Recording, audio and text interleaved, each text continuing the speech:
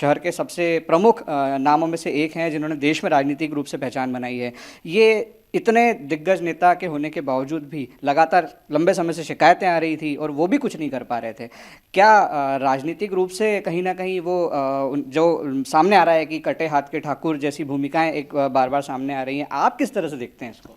पहले तो जो घटनाक्रम भागीरथपुरा में हुआ है वो बहुत ही दुर्भाग्यपूर्ण और शर्मनाक है।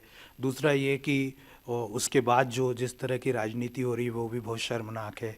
और तीसरा, जहाँ तक आप जिस तरह की बात निकल कर आ रही है कि वो पाइपलाइन का लीकेज नहीं है, वो तो एक पाइपलाइन का लीकेज पकड़ में आया, वास्तव में ये पूरा सिस्टम का लीकेज है।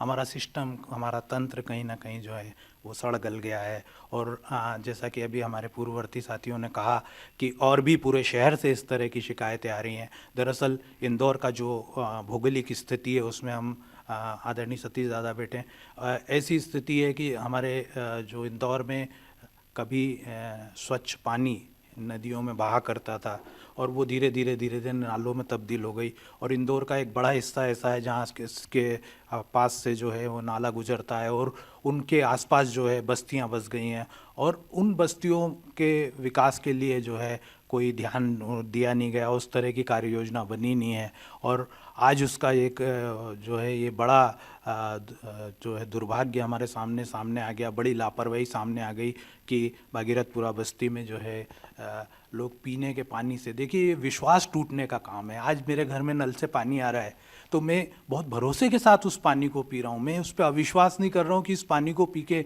मैं बीमार हो सकता हूँ या मेरी मृत्यु हो सकती है। तो ये भरोसा टूटा है। नल से आने वाले पानी से अगर भरोसा टूटेगा तो फिर बचा ही क्या है। मेरा आपसे सवाल, वापस से मैं अपने सवाल पे आता हूँ कि क्या आपको लगता है कि कैलाश विजयवर्गीय जी की राजनीतिक रूप से कहीं ताकत कम हुई है? जैसा कि बार बार सामने आ रहा है कि वो भी कई बयान दे चुके हैं कि पूरा बजट उज्जैन में चला जाता है या इंदौर में कुछ चीज़ें नहीं हो पा रही हैं। क्या आप इस चीज़ को किस तरह से देखते हैं?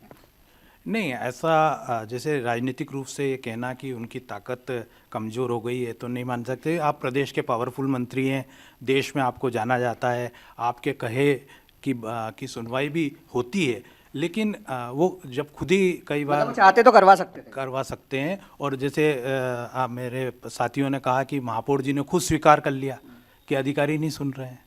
तो अधिकारी नहीं सुन रहे हैं तो लेकिन जनप्रतिनिधि करवा सकते हैं।